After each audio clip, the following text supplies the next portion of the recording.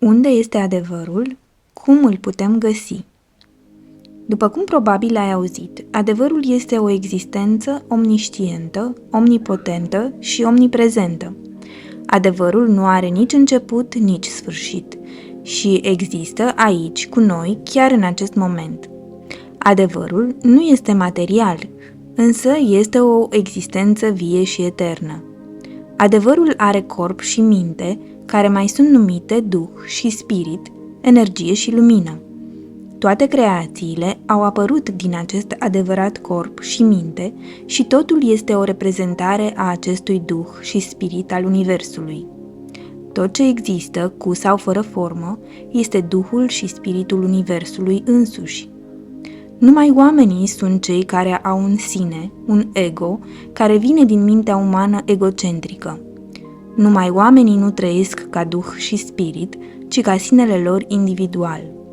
Acesta este motivul pentru care oamenii sunt incompleți și sfârșesc prin a muri și dispărea. Adevărul, raiul, fericirea, înțelepciunea și tot ceea ce caută oamenii există deja aici, în noi, chiar în acest moment. Această lume este deja iluminată și perfectă așa cum este. Cu toate acestea, oamenii copiază această lume și creează propria lor lume mentală, din punctul lor de vedere egocentric. Această lume iluzorie a minții lor este ceea ce aduce toate greutățile, stresul și durerea. Nimeni nu vrea să trăiască o viață creând tot mai mult stres, durere și greutăți. Cu toate acestea, pentru că oamenii trăiesc ca sclavi ai propriilor lor minți false, care sunt karma, obiceiurile și corpul, ei nu au avut de ales. Oamenii trăiesc fiind înșelați de propria lor minte de minciuni. Din acest motiv, omenirea a căutat adevărul, căutând să evadeze din această lume mentală în care noi suntem prinși. Din fericire, timpul a sosit și metoda să scăpăm de mintea umană a venit acum. Prin această metodă, adevărul ne eliberează.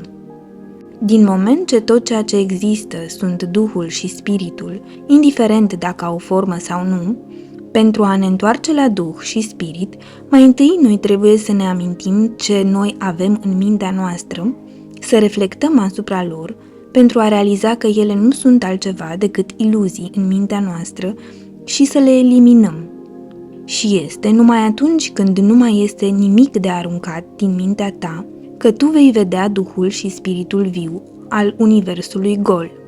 Tu vei ajunge să te iluminezi că toate imaginile pe care ți le-ai amintit din mintea ta erau de fapt iluzii care în primul rând nu au existat niciodată, în timp ce acest univers gol este adevărata existență care există fără moarte. Întrebările fundamentale ale omenirii, care au rămas fără răspuns până acum, au primit acum răspuns. De unde venim noi? Noi venim din acest gol al universului. Unde mergem noi după ce murim? Noi ne întoarcem în acest gol al universului. De ce trăim noi? Pentru a fi renăscuți din acest gol și să trăim veșnic. Acum este era completitudinii sau era desăvârșirii umane, când oamenii pot fi renăscuți ca Duhul și Spiritul Universului pentru a trăi ca adevăr. În această eră, haideți să nu ne lăsăm prinși în judecăți fără sens, cum ar fi ce este bine și greșit, sau ce este bun sau rău, deoarece aceasta nu face decât să ne împiedice să devenim adevăr. În schimb, haideți să încercăm să ne golim și să curățăm mintea noastră și să facem efortul să păstrăm în permanență numai adevărul în mintea noastră. Cum putem noi să ne golim și să curățăm mintea noastră? Noi suntem experți în acest domeniu și te putem ghida, așadar, te rugăm să vii și să înveți de la noi. Așteptăm cu nerăbdare să te ghidăm prin uimitoarea transformare, unde tu vei trece de la a fi sinele tău incomplet, individual, să devii Duhul și Spiritul Marelui Univers.